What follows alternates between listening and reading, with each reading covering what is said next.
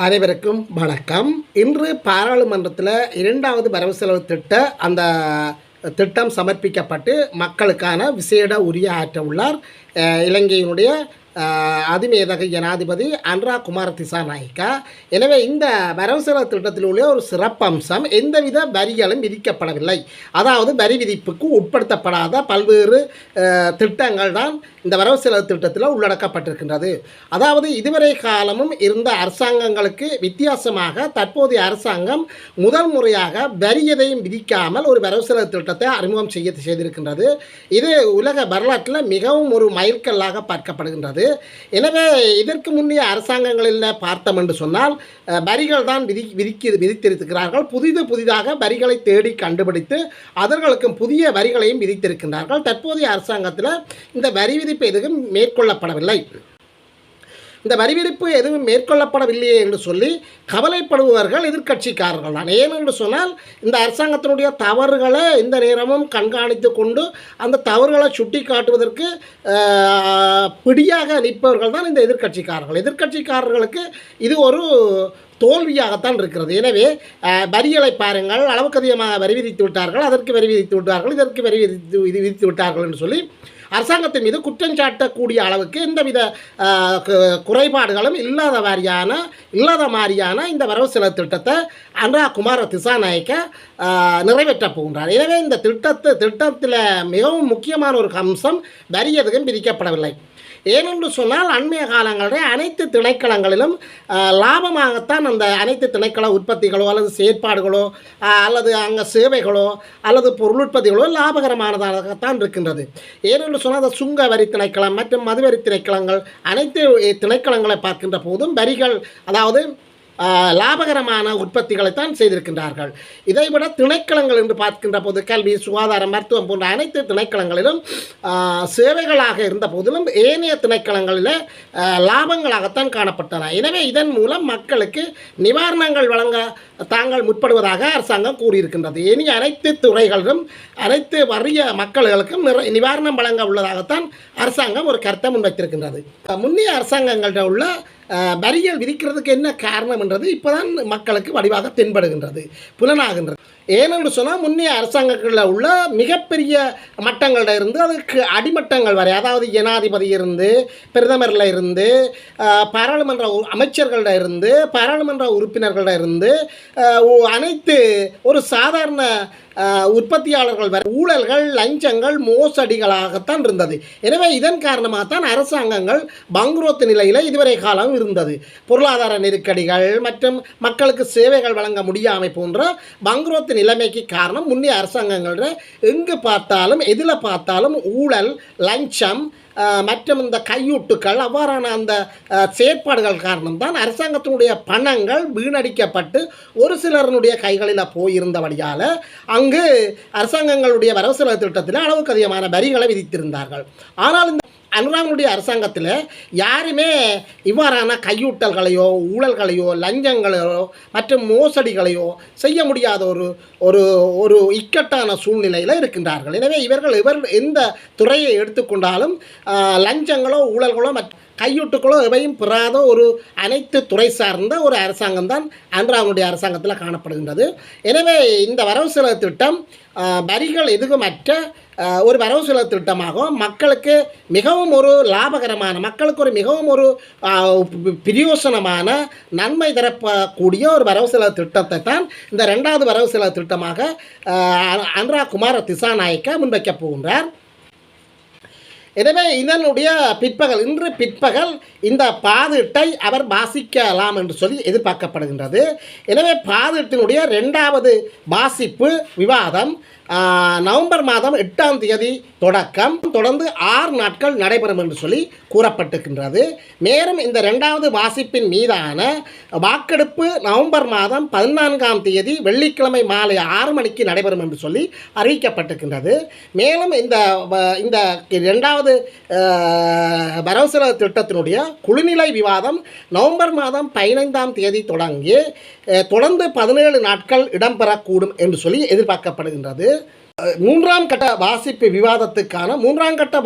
விவாதம் அதனுடைய வாக்கெடுப்பு டிசம்பர் மாதம் 5ஆம் தேதி மாலை காலை 6 மணிக்கு நடைபெறும் என்று சொல்லப்படுகிறது. ஆனால் ஒரு நன்மையை தருகின்ற ஒரு வரவு செலவு திட்டமாக காணப்படுகின்றது. அனைத்து துறைகளும் அபிவிருத்தியை நோக்கி, லாபத்தை நோக்கி, வருமானங்களை நோக்கி சென்றதாகவும், இந்த ஆண்டுக்கான வருமானங்கள் யாவும் லாபகரமானதாகவும் மிகவும் அதிகரித்த லாபங்களை கொண்டதாகவும் தான் காணப்படுவதால் தான் இந்த வரவு செலவு திட்டம் எந்தவித வரி விதிப்புக்கும் உட்படுத்தப்படாமல் வரியற்ற வரவு செலவு திட்டமாக அறிமுகப்படுத்தியிருக்கின்றார் அனுரா குமார திசாநாயக்கா என்று சொன்னால் அது அனைத்து இலங்கை வாழ் மக்களுக்கு நன்மை தரக்கூடிய ஒரு திட்டமாகும். எனவே அனைவராலும் பாராட்டப்படக்கூடிய வரவு செலவு திட்டமாகத்தான் இது அமையும். எந்தவித விமர்சனத்துக்கும் உட்படாத ஒரு திட்டமாகத்தான் அமையும். எனவே எதிர்க்கட்சிகள் என்னவற்றை இவர் இந்த இடத்துல புடுங்கப் போகிறார்கள், என்னவற்றை இவர்கள் புகுந்து கதைக்கப் போகிறார்கள் என்பதை நாங்கள் பொறுத்திருந்து பார்க்க வேண்டியிருக்கிறது. அடுத்தது ஒரு முக்கியமான விஷயம், டிசிசி மாநாடு அண்மைய சில நாட்களுக்கு முன்பர் இலங்கையில் கிளிநொச்சி மாவட்டத்தில் நடைபெற்ற மாவட்ட அபிவிருத்தி குழு கூட்டத்தில் இரு பாராளுமன்ற உறுப்பினர்களுக்கிடையில் கடுமையான வாக்குவாதங்கள் இடம்பெற்றிருக்கின்றது. எனவே இது ஒரு கேலிக்குரிய விடயமாகவும் எமது அபிவிருத்தி திட்டங்களை இவர்கள் இணைந்து செயற்படுவதற்கு, அதாவது தமிழ் பாராளுமன்ற உறுப்பினர்கள் இதுவரை இவ்வாறான சண்டையை பிடித்திருக்கின்றார்கள். எனவே டிசிசி மாநாடு அண்மைய சில நாட்களுக்கு முன்னர் கிளிநொச்சி மாவட்டத்தில் இடம்பெற்றது. இந்த மாநாட்டில் 2 தமிழ் பாராளுமன்ற உறுப்பினர்கள் கருத்து முரண்பட்டிருக்கின்றார்கள், நீண்ட நேரம் விவாதித்திருக்கின்றார்கள், நீண்ட நேரம் பிரச்சனைகள் சம்பந்தமாக கதைத்திருக்கின்றார்கள். இதன்போது அரசாங்க உத்தியோகத்தர் ஒருவர் எழுந்து, நீங்கள் மக்கள் பிரச்சனைகளை பற்றி கதையுங்கள், உங்களுக்குள் பிரச்சனைகளை வளர்க்க வேண்டாம் என்று சொல்லி பண்பாக சொன்னதாக கூறப்படுகின்றது. எனவே இந்த டிசிசி மாநாட்டில் எதை கதைக்க வேண்டும், எவ்வாறு கதைக்க வேண்டும் என்று சொல்லி இந்த தமிழ் பாராளுமன்ற உறுப்பினர்கள் பொறுமையாக செயற்படவில்லை என்று சொல்லி ஒரு குறை கூறப்படுகின்றது. என்பிபி அரசாங்கத்தை சேர்ந்த, அதாவது தேசிய மக்கள் சக்தியினுடைய அரசாங்கத்தை சேர்ந்த கௌரவ பாராளுமன்ற உறுப்பினர் இளங்குமரன் அவர்கள் நீண்ட நேரம் தன்னுடைய கருத்தை கூறிக்கொண்டு சென்றதாகவும், இதன் காரணமாக ஏனைய பாராளுமன்ற உறுப்பினர்களுக்கான நேரத்திற்குள் அவர் தன்னுடைய கருத்துக்களை முன்வைத்து கதைத்து கொண்டிருந்ததாகவும், ஏனைய பாராளுமன்ற உறுப்பினர்களுக்கான கதைக்கிறதுக்கான அந்த நேரம் ஒதுக்கப்படவில்லை என்று சொல்லியும் குறை காணப்பட்டது. இதன் காரணமாக தமிழரசு கட்சியினுடைய பாராளுமன்ற உறுப்பினர் சிவஞானம் ஸ்ரீதரன் அவர்கள் எழுந்து, நீங்கள் உங்களுடைய நேரத்தை நீண்ட நேரம் இவ்வாறு கதைத்தால் எமக்கு கதைப்பதற்கு நேரம் ஒதுக்கப்படவில்லை என்று சொல்லியும், அப்போ நீங்களே கதைத்துவிட்டு டிசிசி மீட்டிங்கை முடித்துக் கொள்ளுங்கள் என்று சொல்லி அவர் கருத்து முன்வைக்கப்பட்ட போதுதான் இருவருக்கும் இடையில் வாக்குவாதம் ஏற்பட்டதாகவும், எனவே ஒரு சிறிய பிரச்சனைகளுக்கு இவ்வாறு இவர்கள் வாக்குவாதப்படுகின்றார்கள், நாட்டினுடைய தமிழ் மக்களுடைய பிரச்சனைகளை எவ்வாறு தீர்ப்பார்கள் என்று சொல்லி பல்வேறு தமிழ் மக்கள் மத்தியில் பல்வேறு மட்டங்களில் இவர்களுக்கான ஒரு எதிர்ப்பலை அண்மைய காலத்தில் எழுந்திருப்பது குறிப்பிடத்தக்க ஒரு விடயமாக பார்க்கப்படுகின்றது. எனவே இளங்குமரன் அவர்கள் தொடர்ந்து பேசியதுதான் அங்கு ஒரு பிரச்சனையாக காணப்படுகின்றது. இதன் காரணமாக அங்கு பிரச்சனை ஏற்பட்டிருக்கின்றது. எனவே ஒரு நேரத்தை வழங்குவதற்கு ஒரு ஆளும் தரப்பு எதிர்க்கட்சிகளுடைய உரிமைகளை மதிக்கப்படவில்லை என்று சொல்லியும் அங்கு ஒரு குற்றம் காணப்பட்டிருக்கின்றது. எனவே இதன் போதுதான் ஒரு உறுப்பினர் ஒருவர் எழுந்து மக்களுடைய அன்றாட பிரச்சனைகளையும், மக்களுடைய அடிமட்ட பிரச்சனைகளையும், மக்களுடைய அடிப்படை தேவைகள், அடிமட்ட பிரச்சனைகளை கதையுங்கள் என்று சொல்லி கூறி அவர்களுடைய அந்த சண்டைகளை நிறைவுக்கு கொண்டு வந்ததாக ஒரு கருத்து நிலவுகின்றது. இதன்போது காணி பிரச்சனைகள் சம்பந்தமாக கதைப்பதற்கு தயார் நிலையில் இருந்த சிவஞானம் ஸ்ரீதரனுக்கு நேரங்கள் ஒதுக்கி கொடுக்கப்படவில்லை என்பதுதான் அந்த பிரச்சனையுடைய முக்கிய காரணமாக இருக்கின்றது. ஏகே பாய் என்கின்ற, அதாவது அண்மைய சில வாரங்களுக்கு முன்னர் நேபாளத்தில் வைத்து கைது செய்யப்பட்ட இசாரா சிப்பந்தியுடன் 5 பேர், அதில் ஒருவர் ஏகே பாய். இவர் பல உண்மைகளையும் திடுக்கிடும் தகவல்களையும் வெளிப்படுத்தியிருக்கின்றார்.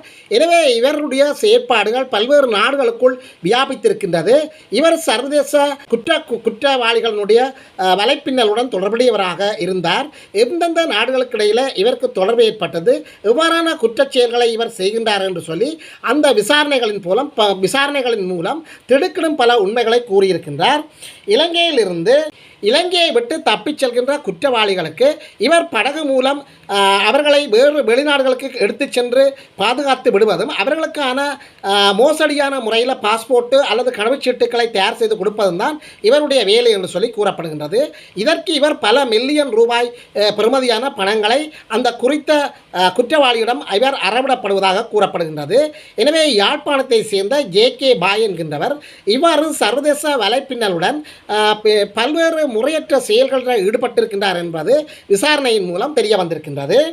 தற்போது இசாரா செவ்வந்தியுடன் தடுத்து வைக்கப்பட்டு விசாரணை செய்யப்பட்டு வருகின்ற இவர் இலங்கையினுடைய விசேட குற்றத்தடுப்பு புலனாய்வு பிரிவினரால் சிஐடியினரால் விசாரணைக்கு உட்படுத்தப்பட்டு வருகின்றார். நோபாலத்தில் இசாரா செவ்வந்தியுடன் கைது செய்யப்பட்ட 6 ஒருவராக இந்த ஜே.கே. பாய் என்பவர் முக்கிய இடத்தை பெற்றிருக்கின்றார். இவர் மொரிசியஸ் நாட்டுக்கு செல்கின்ற அந்த கடவுச்சீட்டுக்களை, அதாவது அந்த மோசடியான பாஸ்போர்ட்டுகளை செய்து கொடுப்பதற்கு ஒருவரை நியமித்து வைத்திருக்கிறார் என்று சொல்லி இந்த விசாரணையின் மூலம் தெரிவித்திருக்கின்றார். கடத்தல்காரர்களை தப்பிக்க விடுவதும் சர்வதேச ஆட்கடத்தல் போன்ற வேலைகளில் ஈடுபடுவதும் இவருடைய வேலை என்று சொல்லி இவர் அந்த விசாரணைகளின் மூலம் வாக்குமூலத்தை வழங்கியிருக்கின்றார். இவ்வாறு சர்வதேச ஆட்கடத்தல்காரர்களுக்கு பாஸ்போர்ட்டை வழங்குகின்ற செயற்பாட்டில் இவர் முக்கிய நபராக காணப்பட்டிருக்கின்றார். மேலும் மொரிசியஸ் நாட்டுக்கு தேவையான அனைத்து பாஸ்போர்ட்டுகளையும் துருக்கியில் உள்ள ஒரு ஆட்கடத்தல்காரனை கொண்டு தான் செய்வதாகவும், அவ்வாறான ஆட்கடத்தல்காரர்களை கொண்டு செய்கின்ற அந்த ஆட்கடத்தல்காரர் துருக்கியில் இருக்கின்றார் என்று சொல்லியும், அவர்தான் இந்த மோசடியான பாஸ்போர்ட்டுகளை செய்து தனக்கு தருபவர் என்று சொல்லியும் ஒத்திருக்கின்றார். அதாவது குற்ற வாக்குமூலத்தை ஒப்பித்திருக்கின்றார். இதே போல துபாய் நாட்டிலும் தனக்கு இன்னொரு பாஸ்போர்ட் வழங்குகின்ற நபர் இருக்கின்றார் என்று சொல்லியும், அவர் இந்த மோசடியான பல்வேறு கடவுச்சீட்டுகள் மற்றும் பாஸ்போர்ட்டுகளை வழங்குவதாகவும் சிஐடியினரும் வாக்குமூலத்தை ஒப்பித்திருக்கின்றார். இந்த மோசடியான பாஸ்போர்ட்டுக்கு அவர் ஒரு பாஸ்போர்ட்டுக்கு 1 மில்லியன் ரூபாய் வரை அறவிடுவதாகவும், இவ்வாறு 20க்கும் மேற்பட்ட பாஸ்போர்ட்டுகளை தான் இதுவரை செய்து வழங்கியதாகவும் குறிப்பிடுகின்றார். இதைவிட இவர் பல பெண்களை இவ்வாறு இடம் மாற்றி பாஸ்போர்ட்டுகள், அதாவது மோசடியான முறையில் பாஸ்போர்ட்டுகள் மூலம் இடம் மாற்றி இருப்பதாகவும், அதே வேளையில் குழந்தைகள், சிறுமிகள் போன்றவற்றையும் இவ்வாறு இடம் மாற்றி இருப்பதாகவும் கூறப்படுகின்றது. குறிப்பாக கே.எல்.கே. பத்ர பத்னி என்பவருடைய மனைவி மற்றும் பிள்ளைகள், அதே போல் கொமாண்டோ சலிந்த என்பவருடைய மனைவி பிள்ளைகள், இவர்களையும் தான் இந்த முறையை பயன்படுத்தி ஆட்கடத்தல்களுக்கு உட்பட்டு வேறு நாடுகளில் கொண்டு போய் பாதுகாப்பாக வைத்திருப்பதாக இவர் தன்னுடைய அந்த விசாரணையின் போது தெரிவித்திருக்கின்றார். இந்த விசாரணையின் போதும் இந்த ஜே.கே. பாய் என்பவருடைய கையடக்க தொலைபேசியிலிருந்து பல போட்டோக்கள், புகைப்பட பிரதிகள் போலீசாரால், அதாவது சிஐடியினரால் மீட்கப்பட்டிருக்கின்றது. இந்த போட்டோக்களில் உள்ள அனைவருக்கும் இவர் இவ்வாறான மோசடியான முறையில் பாஸ்போர்ட் செய்து வழங்கியதாக ஒரு திடுக்கிடும் தகவலை வெளிப்படுத்தி இருக்கின்றார். இவர் தன்னுடைய இந்த தொடர்புகள் எந்தெந்த நாடுகளுக்கு இடையில் இருக்கிறது என்று சொல்லியும், பலரை இவ்வாறு வெவ்வேறு நாடுகளுக்கு தான் மாற்றுகின்ற போது எந்தெந்த நாட்டில் தனக்கு தொடர்புகள் இருக்கின்றது என்று சொல்லி இவர் அந்த சிஐடி விசாரணையின் மூலம் வாக்குமூலம் அளித்திருக்கின்றார். இவ்வாறு Thailand, India, Malaysia, Indonesia, Mauritius மற்றும் துருக்கி போன்ற நாடுகளில் உள்ள சர்வதேச குற்றவாளிகளுடைய வலைப்பின்னல் தனக்கு தொடர்பு இருப்பதாக இவர் வாக்குமூலம் அளித்திருக்கின்றார். பாருங்கள், ஒரு யாழ்ப்பாணத்தில் சேர்ந்த ஒரு நபர் இவ்வாறான வேலைகளை செய்கின்றார், இவ்வாறான பணம் அறவிடுகின்றார், இவ்வாறான ஆட்களை கடத்துகின்றார் என்று பாருங்கள். இவ்வாறு குற்றவாளிகளுக்கு தாங்கள் இவ்வாறான பல்வேறு புகலிடங்கள் மற்றும் அவர்களை பாதுகாப்பாக அழைத்து செல்வதை தான் தொடர்ந்தும் செய்யலாம் என்று சொல்லி இவர் நினைத்திருக்கலாம். இவ்வாறு தான் கைது செய்யப்படுவேன் என்று சொல்லியும், இவ்வாறு சிஐடியினர் முன்னிலையில் நின்று விசாரணை செய்யப்படுவேன் என்று சொல்லியும் இவர் சிறிதளவு கூட இணைத்திருக்க மாட்டார். மனிதனுடைய வாழ்க்கை எங்கு போய் முடிகின்றது என்பதை இவர்கள் தற்போது சிந்திக்க வேண்டிய இருக்கிறது. இனி வருகின்ற மக்கள் கூட இவ்வாறான குற்றச்செயல்களில் ஈடுபடுகின்ற போது கட்டாயம் இவர்கள் கைது செய்யப்படுவார்கள், தண்டிக்கப்படுவார்கள், சிறை செல்வார்கள். இவர்களுடைய எதிர்காலமே இருண்ட மயமாகவும் சூனியமாகவும் மாறக்கூடும் என்பது உண்மையான ஒரு தாற்பயமாக காணப்படுகின்றது. கேகாலை மாவட்டத்தில் நடந்த இன்னொரு சம்பவம், அதாவது மனைவியினுடைய இறுதிக்கிரிகைகள் செய்து முடித்துவிட்டு தானும் இறந்திருக்கின்றார் ஒரு கணவன். இவர்கள் 67 மற்றும் 66 வயதை சேர்ந்தவர்கள் என்று சொல்லியும், கேகாலை மாவட்டத்தை சேர்ந்த கணவன் மனைவி ஆகியோருக்கிடையில்தான் இந்த துன்பியல் நிகழ்வு நடந்து இருக்கின்றது. இது சம்பந்தமாக கேகாலை மாவட்டம் மிகுந்த கவலையில், மிகுந்த பரபரப்பாகவும் மிகுந்த கவலையிலும் இருப்பதாக கருத்துக்கள் தெரிவிக்கப்படுகின்றது. இலங்கையில் உள்ள கேகாலை மாவட்டத்தில் நேரத்தில் 67 வயது கணவன் 66 வயது மனைவி ஆகியோர் ஒரே நேரத்தில் இறந்திருக்கின்றார்கள். அதாவது ஒரே நேரம் என்று சொல்லுகின்ற போது இறுதி கிரிகைகள் தன்னுடைய மனைவிக்கு நிறைவேற்றிவிட்டு தன்னுடைய வீட்டில் வந்து அவர் இருந்தபோது அந்த மனைவியை தூக்கி சென்று இறுதி கிரிகைகளை நிறைவு செய்துவிட்டு தன்னுடைய வீட்டில் வந்து அமர்ந்திருந்து மாரடைப்பு காரணமாக தானும் இறந்திருக்கின்றார். எனவே இருவரும் தங்களுடைய இறுதி நேரத்தில் கூட ஒன்றாக பயணித்திருக்கின்றார்கள். இவர்களுடைய வாழ்க்கை வரலாற்றை நாங்கள் நோக்கின்ற போது கேகாலை மாவட்டத்தில் நீண்ட காலமாக வாழ்ந்து பிறகு ஆஸ்திரேலியா நாட்டுக்கு இருவரும் இடம்பெயர்ந்து அங்கு சுகபோகமான வாழ்க்கைகளை வாழ்ந்துவிட்டு மீண்டும் அவர்கள் தங்களுடைய பிற்கால பகுதியில் நோய்வாய்ப்பட்டதன் காரணமாக மனைவி நோய்வாய்ப்பட்டதன் காரணமாக தமது சொந்த நாட்டுக்கு திரும்பி இருக்கின்றார்கள். இதன்போது சொந்த நாட்டில் இருந்தபோது மனைவி நோய் காரணமாக கடுமையான நோய் பாதிப்பு காரணமாக இறந்திருக்கின்றார். இந்த மனைவியினுடைய இறப்பு இவருக்கு பாரிய பலத்த தாக்கத்தை ஏற்படுத்தியதாகவும் எனவே இவர் கூட தற்சமயம் ஒரு மிகுந்த சோகத்துக்குள்ளாகி இருந்ததாகவும் காணப்படுகின்றது. எனவே இவர் தன்னுடைய மனைவியினுடைய இறுதி கிரிகைகளை நிறைவேற்றிவிட்டு வந்து வீட்டில் அமர்ந்திருந்த போது தனக்கு மாரடைப்பிட்டு இருக்கின்றார். இந்த சம்பவம் கேகாலை மாவட்டத்தில் சோகத்தை ஏற்படுத்தி இருக்கிறார். கற்பழிக்கப்பட்டு இவர் கொலை செய்யப்பட்டிருக்கின்றார். புங்குடுதீவில் இந்த சம்பவம் எப்போது நடைபெற்றிருக்கின்றது என்று சொன்னால் 2015ஆம் ஆண்டு மே மாதம் 13ஆம் தேதி நடைபெற்றிருக்கின்றது. இந்த பாடசாலை மாணவி வித்யா அவர்களினுடைய இந்த கற்பழிப்பு படுகொலை, அதாவது இந்த வித்யா அவர்களை படுமோசமாக பாலியல் வன்புணர்வை மேற்கொண்டு அதன் பின்னர் அவரை சாவடித்திருக்கின்றார்கள். இந்த வேலையை 7 பேர் கொண்ட ஒரு குழுவினர் தான் மேற்கொண்டிருக்கின்றார்கள். உலகையே உலுக்கிய ஒரு புங்குடுதீவு வித்யாவினுடைய இந்த படுகொலை சம்பவம் அந்த 7 பேருக்கும் 898வது நாளில் உலகமே மகிழ்ச்சியடையக்கூடியவாறு ஒரு தீர்ப்பு வழங்கப்பட்டது. அந்த 7 பேருக்கும் மரண தண்டனை. இந்த 7 பேருக்குமான மரண தண்டனை இங்கே தீர்ப்பு வழங்கப்பட்டிருக்கின்றது சொன்னால் யாழ் மாவட்ட மேல் நீதிமன்றத்தில் இந்த தீர்ப்பு வழங்கப்பட்டிருக்கின்றது. மேல் நீதிமன்றத்தில் 3 நீதிபதிகள் இந்த தீர்ப்பை வழங்கி இருக்கின்றார்கள். அந்த நீதிபதிகள் யார் யார் என்று பார்க்கின்ற போது நீதிபதி சச்சிவ் மகேந்திரன், நீதிபதி அன்னலிங்கம் ரவிசங்கர் மற்றும் நீதிபதி மாணிக்க வாசகம் இளஞ்செழியன் ஆகியோரால் தான் இந்த தீர்ப்பு வழங்கப்பட்டிருக்கின்றது. எனவே இந்த தீர்ப்பின் பின்னர் குறித்த 7 பேரும் சிறையில் அடைக்கப்பட்டிருந்தார்கள். ஆனால் தீர்ப்பு வழங்கப்பட்டதை தவிர மரண தண்டனை நிறைவேற்றப்படவில்லை.